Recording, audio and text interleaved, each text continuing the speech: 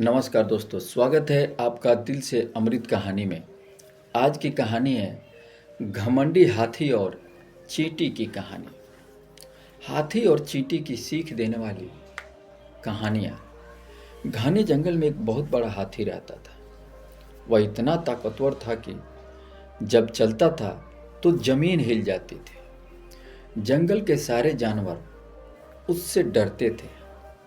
हाथी को अपने बल पर बहुत घमंड था।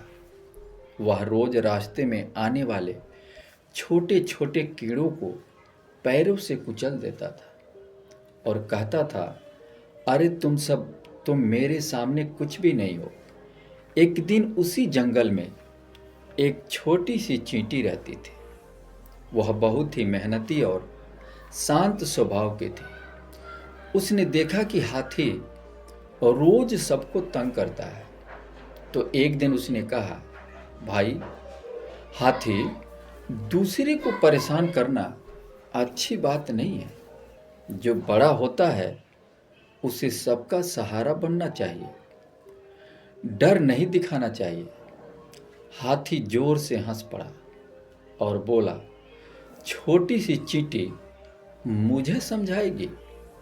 तेरा वजन तो मेरे पैर की धूल जितना है।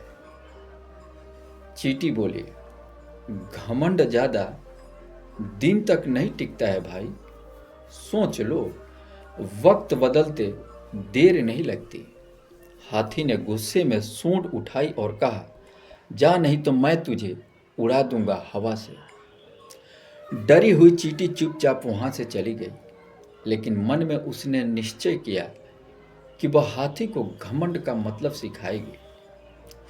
अगले दिन दोपहर का जब हाथी नहा धोकर पेड़ के नीचे सो गया, तो चींटी धीरे धीरे उसके कान के अंदर चली गई और जोर जोर से काटने लगी। हाथी दर्द से चिल्लाने लगा, बचाओ, कोई मेरी मदद करो, मैं अब कभी घमंड नहीं करूंगा।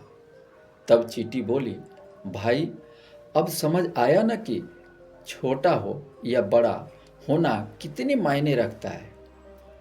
सबका अपना महत्व होता है। हाथी बोला, बहन, अब मैं समझ गया हूं, मुझे माफ कर दो। चींटी बाहर आ गई।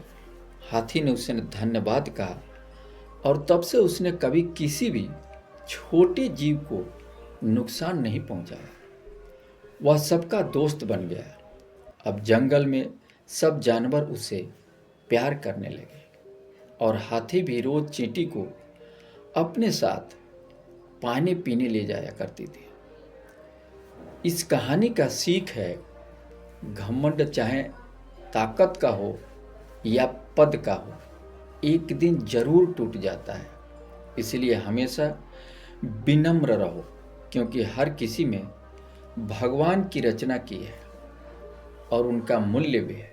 दोस्तों, इस कहानी से हमें यही सीख मिलती है कि बढ़ाई विनम्रता में है, घमंड में नहीं।